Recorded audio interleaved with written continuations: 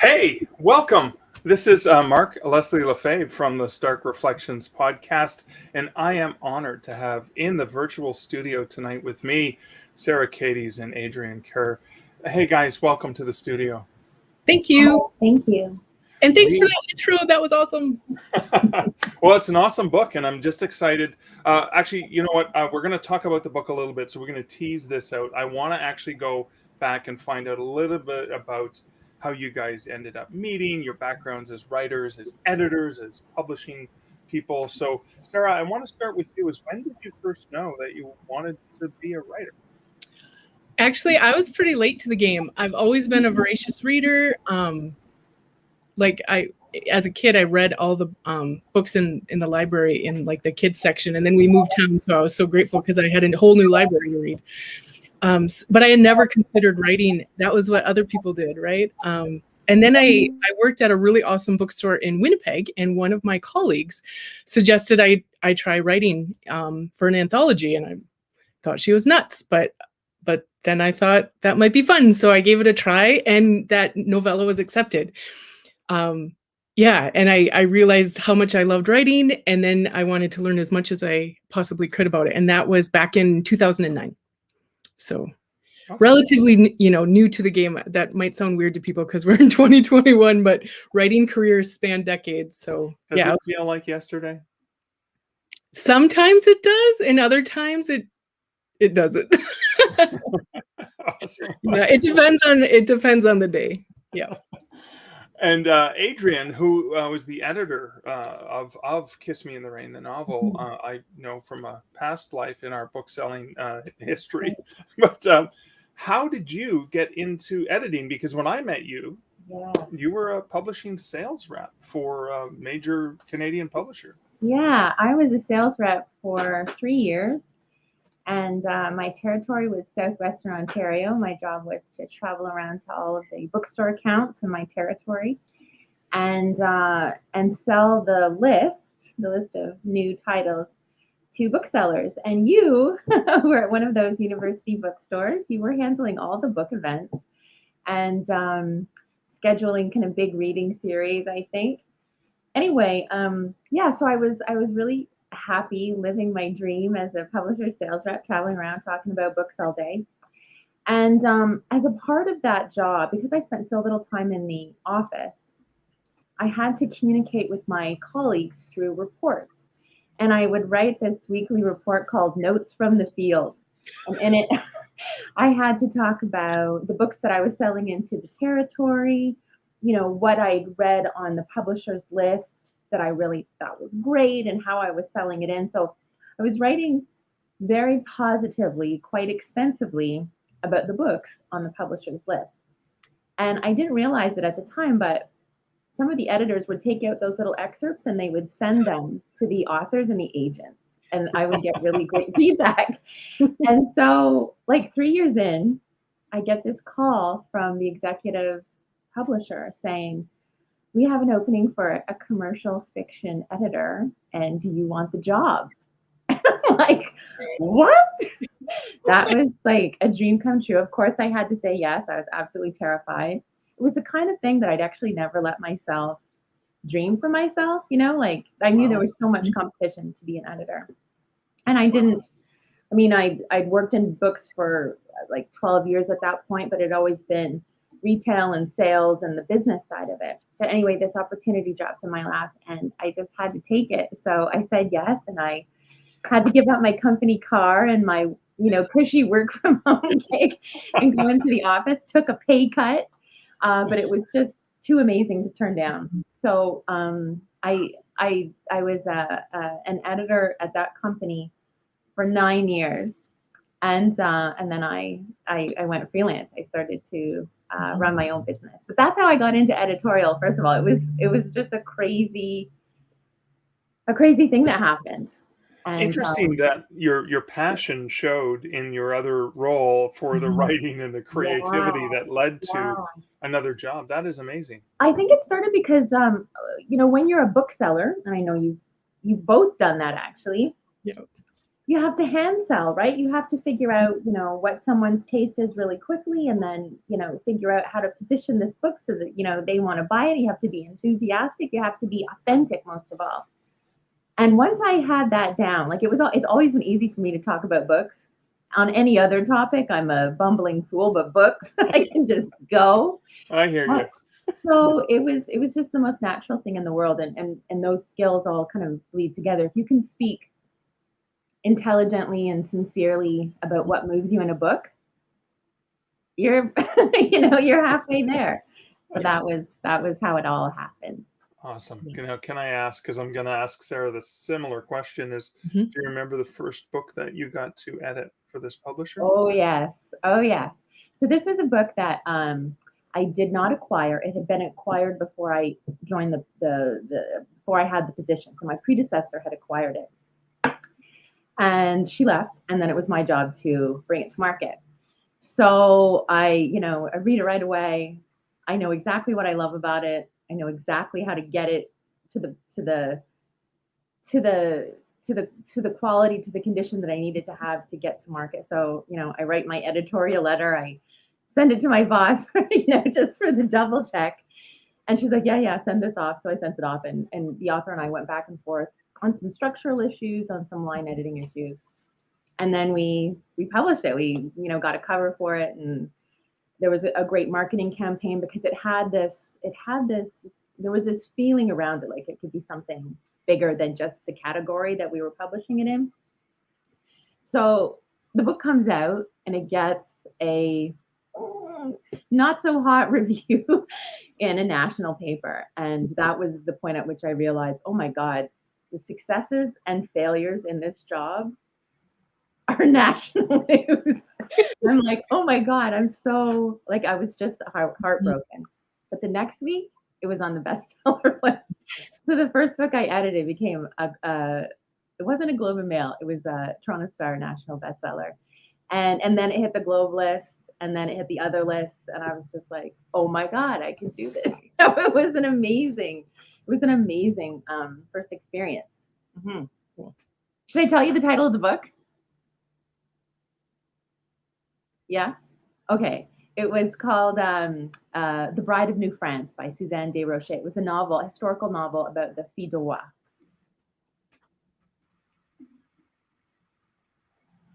And there you are, Mark. I'm like, actually, you froze on our screen. Totally can't hear you, Mark.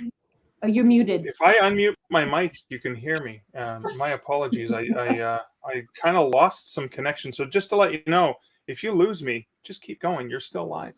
So Okay. people can still see you and hear you. I could be gone, and you could just continue with the whole broadcast. Adrian, I love that because, the national stage, the highs and the lows are all there for everyone to see. So, Sarah, with your passion for writing, do you remember the first story, the first book that you had published? What was that experience like for you? I do. And actually, I totally remember my editor because she was amazing, like amazing. It was with a small press out of the Eastern US. And my editor, she was amazing. I had never gone through this process before. And she was very gentle. So she wrote a really awesome email first. And actually, Adrian's awesome at that too. Basically outlining expectations, right? So she explained what she was doing. She explained strengths. She explained what I needed to work on. At the time, my favorite authors head hopped. So I head hopped. I didn't stick with a single POV per chapter or per scene or whatever. So there was a lot of different colors. There were so many corrections she used, like she color coded it. There were so many things I needed to address. But I love the process. I think it's because she was such an amazing editor and such a actually kind, gentle soul who nurtured me. That's actually, I can definitely attribute me sticking with writing too, because it was such a positive experience. yeah, I learned so much. And then I realized how smart it is to listen to your editors. And I understand that not like you have to have good chemistry with your editor. Like not all editors and authors will be a good fit, but man, I'm to this day, I'm eternally grateful to Wendy Jo. Yeah. And so that's why, yeah, years later when I ended up working with Adrian, having that chemistry and because you need to trust your editor that they know your story and the core of what you want to talk to or speak to with your readers, and that they're going to help you tell that story. Yeah, so I was so lucky, and I'm so grateful that I had such a positive experience. It sounds, and you've already kind of said this, but it sounds like that relationship with your editor is a fundamental and critical relationship. Yeah, if you know what,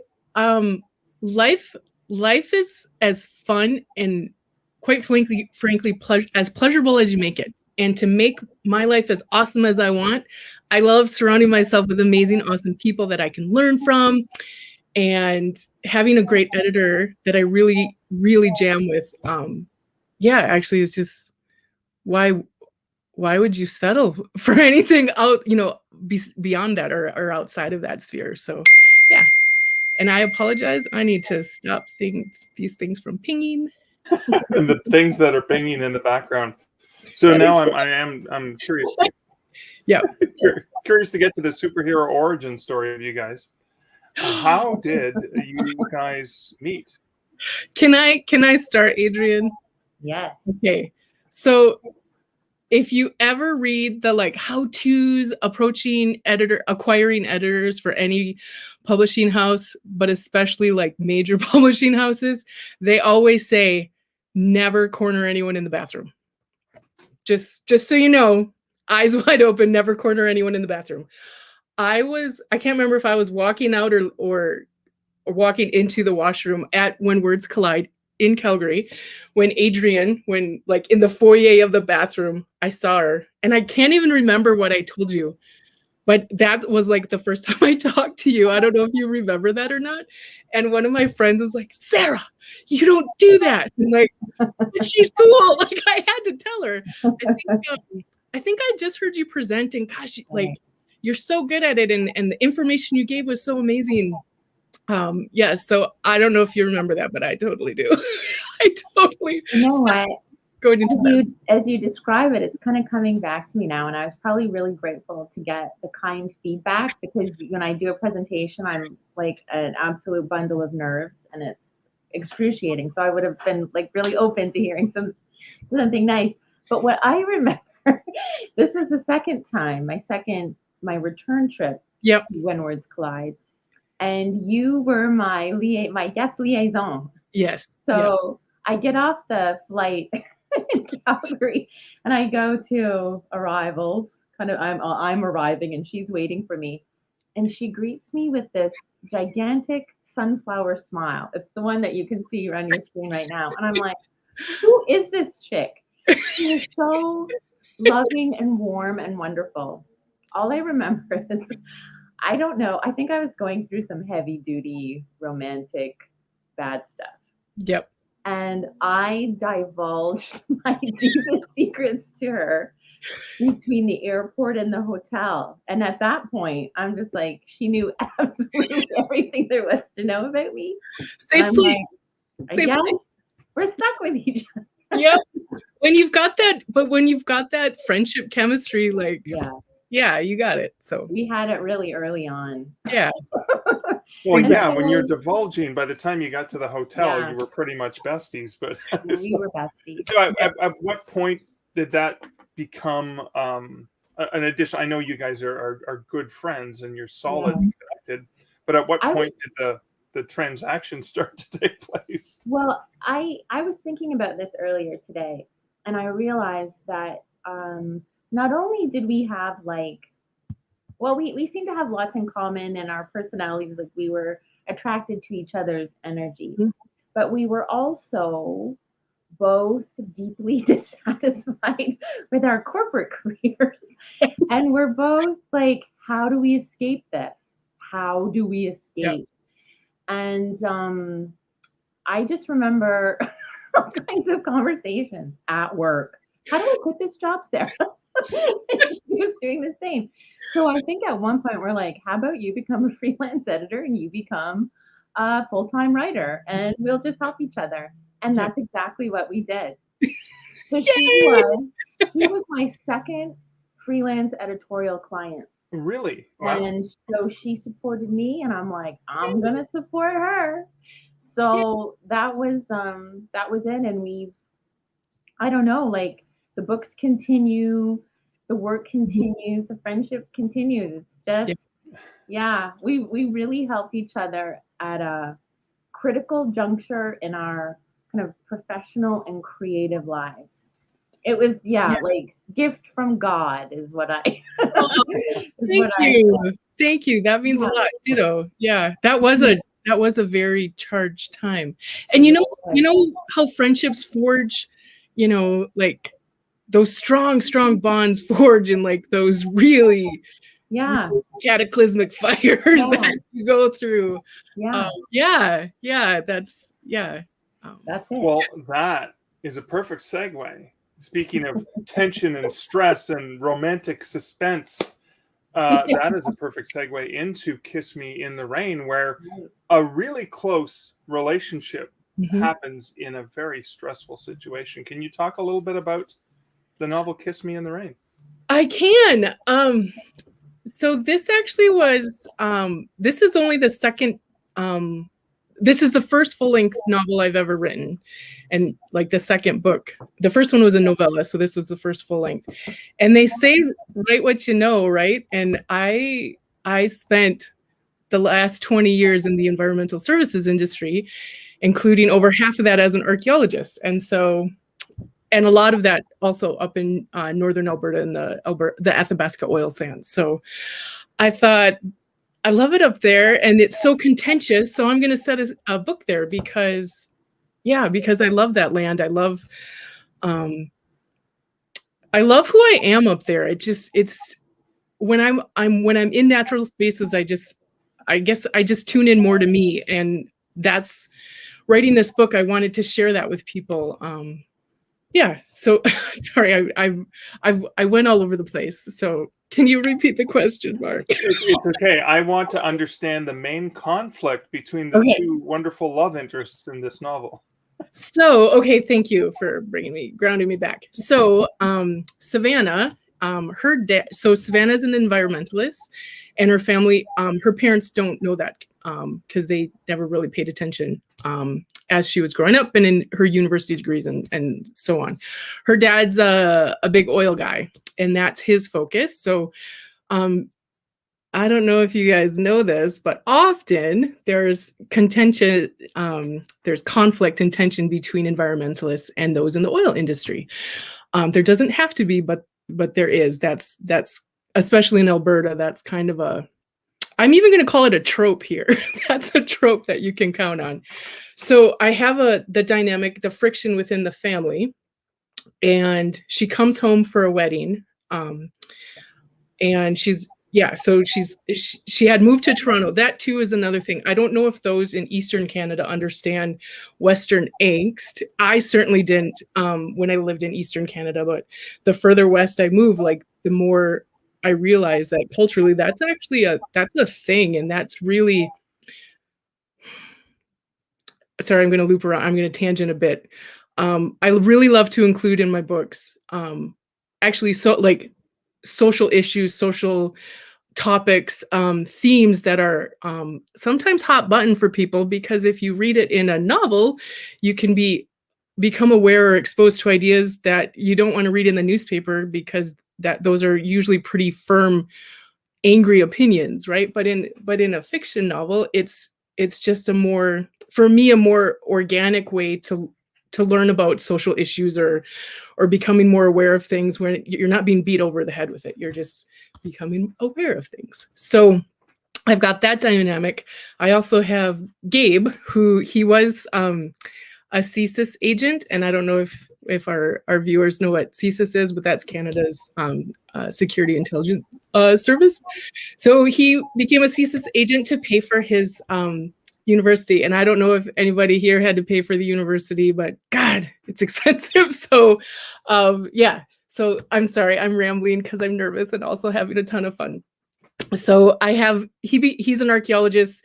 He knows Savannah's dad. He's friends with Savannah's dad. They met in the hospital. Yes, again, when you have those high stake crisis moments, that's when you bond with people. Like that's, yeah, like we were just talking about, that's when you really bond with things. So we've got Gabe and Dallas who have bonded in the hospital. We've got Savannah who's not sure if she wants to bond with her dad. And then we've got Gabe and Savannah who are super crazy attracted to each other. So it's a triangle of emotions, but not a love triangle. Does that make sense? So Gabe, yeah, Gabe helps. I'm also a big fan of using love and actually romantic relationships to bring out the best in people. Because when we feel good and feel confident in ourselves, we look at everything else more openly. And I feel with more perspective, a wider perspective. So that's why I love including love stories in my stories and in my novels, because for me, it's just such a universal, potent necessity in life. At least in my life, it's been. Can I ask, is the setting a character in this novel? 100%. Oh my God, I'm so glad you asked that. For me, the land is so important to me. And for a lot of people, anecdotally, I've heard people, the language they use when discussing landscapes or landforms, or I'll be honest, most people aren't as nerdy as I am with the land and don't call it landforms, but there's a disconnect or even a divorcing between ourselves and the natural world. And again, I love using setting and the land as a character so that readers fall in love with as much as I have, because I love sharing that with readers because it's so important to me. A very quick snapshot of that, brief example of that is, my mom does not like flying in airplanes at all, as we discussed before this went live, flying in airplanes. So she doesn't, and so she never sees the view from the air. And when I fly in an airplane, and so like from 40,000 feet, the view is incredible. Like you can see like the serpentine shapes of the rivers. You can see coulees, like just so exquisitely. I remember seeing the fjords flying over Greenland. Like it's just, the view is so exquisite. So there's a scene in Kiss Me in the Rain where I actually I wrote it thinking of my mom, because I wanted her to be able to picture that view, because she doesn't see it, because that's not her jam, being that high, but I know she'd appreciate the beauty of it. So that's how I like to include landscape and scene as characters. Yeah, because I love it, and I hope my readers have a chance to love it too. Awesome. I love the tie-in between the tension in the book and the bonding that happens, and the bonding that happened between the two of you. So I want to get back to, so I'm going to backtrack a little bit. So Adrian, you've edited books with a major publisher, and now you're freelance editing.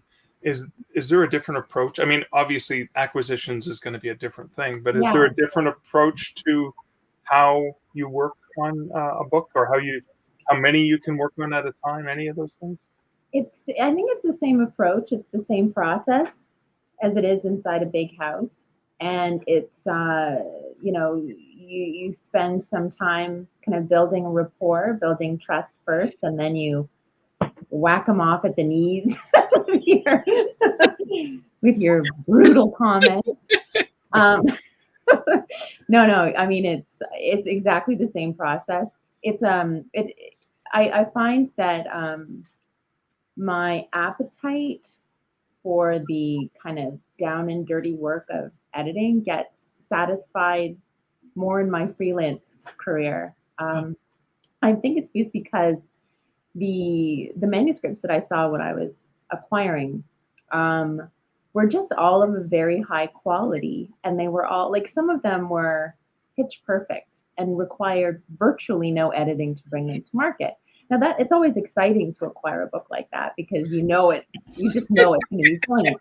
But there's not very much work to do. So you find yourself in endless meetings and not really kind of getting down into it. Now, freelance, you see projects at all different stages. And I've used muscles in my freelance career that I didn't know I had. So in terms of, my ongoing training, I mean, freelance is rigorous. And it's amazing. It's amazing. And there's a whole, there's a wide variety. When I was acquiring at the big house, I make it sound like prison. When I was acquiring at the big house, I had I didn't have a really narrow area of acquisition, but I certainly wasn't allowed to step outside of it. That would be infringing on the territory of other editors. In my freelance work, if someone comes to me and it's a project that I'm not feeling tremendously comfortable or confident with because it's a different genre or it's just something I've not had experience, I'm upfront about it and I'm like, but let's give it a try. What do you say? So I find myself kind of branching out into different areas, and that's a lovely thing too. Yeah. Oh, that's cool. Yeah, I never thought about that. If you're only acquiring for a particular imprint or line, then obviously you have restrictions on what you can work on. Yes, and it's good to have a specialty, but it's also great to break out of that every once in a while. And well, Sarah would say, get a better view. Exactly, get a better view. Yeah. There's that view again from the plane. So see how it all loops around. It's all intertwined. So beautiful. It's like someone edited it to be this way. Yeah, almost like a really good developmental editor helped us with this. So obviously an editor has to be blunt. An editor has to really shine a spotlight on the ugly moles and the warts and all the things that need to be addressed. When you're working with a friend, with someone that you care about, personally, not just as a colleague friend that you like and admire, how do you approach that? I mean, is there a way that editors can approach with honesty and authenticity, but without really hurting their souls? Without destroying them utterly? Yeah. Yes. So what I like to do is kind of like, I guess you would say it's kind of like earning your right to criticize. And by that I mean I feel like I have to prove to my clients, to my authors, that I get the book. So I'll write like a couple of pages like, this is what I see here. These are all the things that are working really beautifully. And I get super specific. I can't just be blowing general smoke, right? They'll know. So I have to get really specific. And the more I look for good things, the more I find them. And my feeling is that if you are reading an assessment from me and I've shown you what's on the page and I have glowing things to say about it, and you want to accept those glowing things that I have to say, you want to believe that that's true, the onus is on you to also be that open when it comes to the criticisms, the shortcomings that I find. So my sense is that if I have earned that right to criticize by showing you exactly where the strengths are and being honest enough to be specific, to be really specific and show you exactly where, then I'm going to use a painting analogy. I think I put the primer on the wall and you're ready to take the next coat. You know what I mean? And the thing with friends is, ultimately, I can say all kinds of really great things and mean them. But at the end of the day, if I don't point out the shortcomings and my friend goes to market with a book that's got clear shortcomings, it's going to come out. You know what I mean? Someone's going to tell her. So it better be me. And we better have a conversation about it. And even if she rejects my criticism and says, well, I wanted to do something else here, it's out there, and maybe something, shifts in the next draft and all of a sudden it's, that problem can be solved, not because they necessarily took my advice, but because they trusted me to find when something wasn't quite right and look a little bit deeper at that part of the manuscript.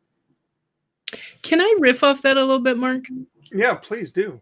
What I love about working with Adrian and the other editors that I've worked with that have been really, really spectacular is that once I'm to the point where I'm submitting my manuscript to an editor, it's no longer about me. It's about the reader, right? So whatever Adrian says about my manuscript or whoever my editor is, like I have to like my main goal is that the reader gets it, right? Like, because that's the point. Because it's about the reader at that stage, not me. While I'm writing it, it's about me. But after I've passed it on, to the editorial process, it's no longer about me. It's about the reader. And again, when you select an editor, you have faith in them and you trust them with your manuscript to deliver the best possible story of yours to your readers. And so I know not all authors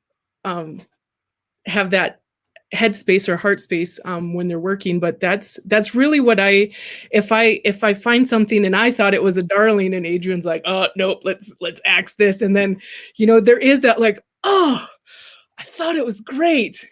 It's not about me, about the reader. And if she didn't get it, the reader won't get it, or I have to tweak or axe it or whatever. And what did I love about it? And is that somewhere else in the book, right? Like, yeah.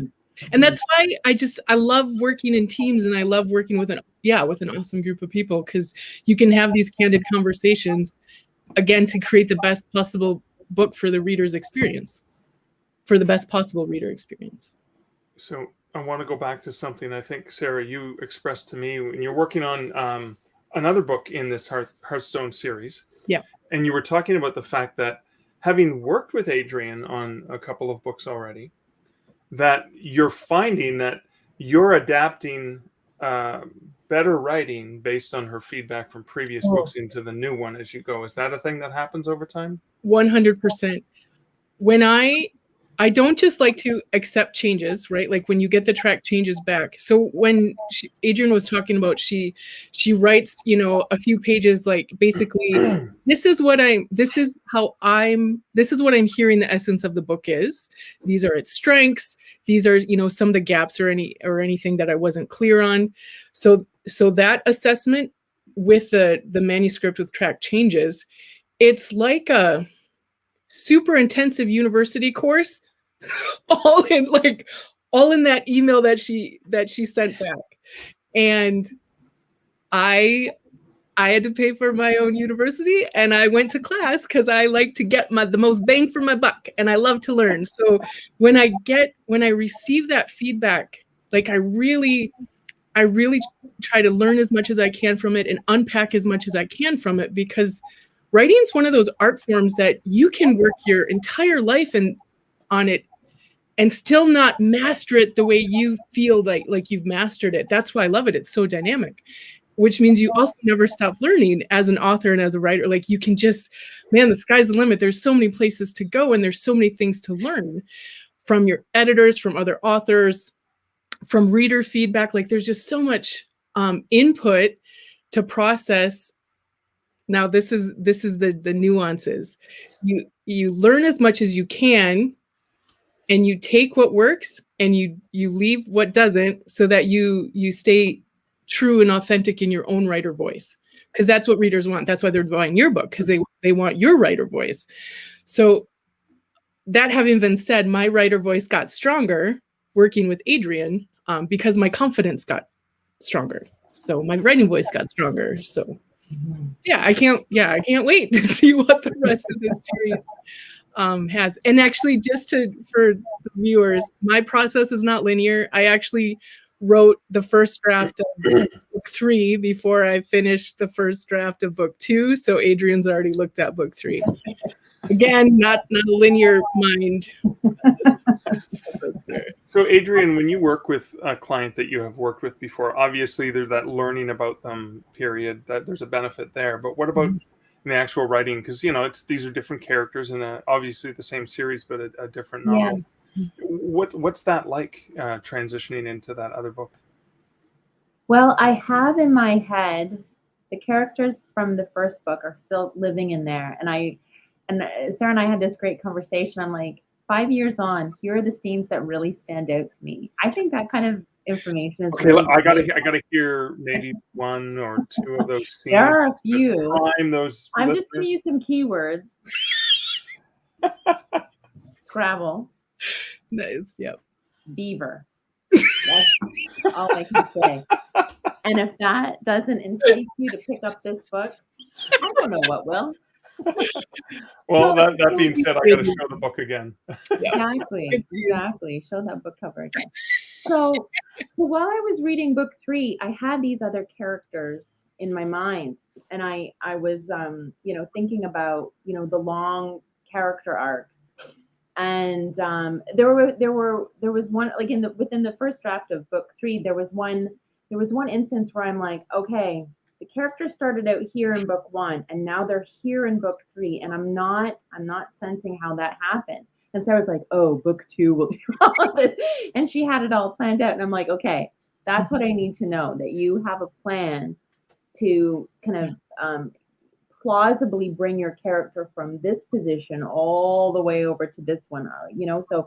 So I'm keeping in mind the long game, as much as I'm thinking to myself, okay, within these specific pages, this, first draft of book 3, is this a satisfying story arc? Like, I'm thinking about the whole series, but I'm also thinking about satisfying a reader who's only going to read number 3 because they didn't they were paying attention, which happens to all of us. Yeah. No judgment. So yeah, there's a lot of things. There's a lot of things to be thinking about when you're working with a series and you're working in a series that's out of order. But of course, there's always going to be the doubling back process and making sure, and that's just an extra layer of quality control that's required. Awesome. I really appreciate you spending time with me, both of you, tonight, to talk about collaborating together, working on Sarah's books, as well as teasing out Kiss Me in the Rain, which is an absolutely phenomenal novel. I know when Sarah gave me a copy of the book signed to my mom, because I said, well, my mom really likes romance stories, I started to flip through it and I got pulled in. Yeah. And it was like, this is awesome. I love this. This is amazing. And she writes great male characters. Yeah. There's no pandering. There's no stupid stereotypes. I actually thank you, and I've been told that, and I chalk it up to years in the field with dudes. There you go. Chalk it up to your successful marriage. Yeah, he's pretty cool. You got a pretty awesome husband too. Yeah. So awesome. to wrap up, I'd like to ask both of you for some advice for my listeners are often writers as well. So Sarah, looking back on your history as a writer and the things you've learned over the years, what's something you would love to have gone back to tell younger Sarah about writing, about the craft of writing, the business of writing, to give her some hope? I would say the dream is real, rock it. And when you have days where you're like, am I crazy for pursuing this? Yes. And crazy is where the magic happens. So your dreams are real, rock them, have fun. Go for it. Yeah. Thank you. And Adrian, because a lot of writers do listen to my podcast, etc., will be listening to this. What sort of advice do you have for writers who are looking to find a really good editor? What are some of the things that can help? I want to say knowing when to look for an editor is really important. Oh, yeah. And I want to say look for an editor once you're on your second or your third draft, not your first draft. Yeah. Your first draft, you want to put in a drawer for at least 6 months, not think about it, and then come back to it. You are going to find so much that's wrong with it. You're going to be humiliated. Then you're going to do all your corrections, and that's going to be amazing.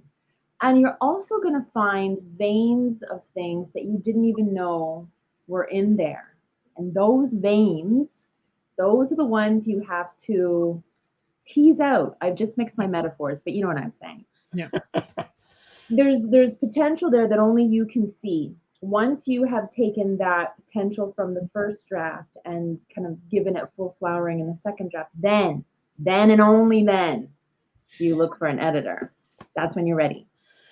I would add too, it's cool to it's totally cool to if you feel like working on multiple projects, right? So that when you set a manuscript away to get that distance, that you work on another one, and then when it's that manuscript's time to get some distance, then you go back to your other one. 100%. Most of my authors have multiple projects on the go and swap them in. Awesome. Excellent. Well, I have to share some of the comments from folks. So Lori says, all of this is so awesome. Hi, We Lori. are seeing a perfect partnership, she said. Awesome. And Tammy actually snorted, years in the field with dudes. Love you, Sarah, as well. So just love you too, Tabby. So I'm going to close out with that sort of video trailer that we had for the book. And I want to thank you ladies again so much for spending the time to hang out and share your stories with me. Thank you, Mark. Thank you, Adrian. Thank you. Sarah. Good night, everyone. Mwah.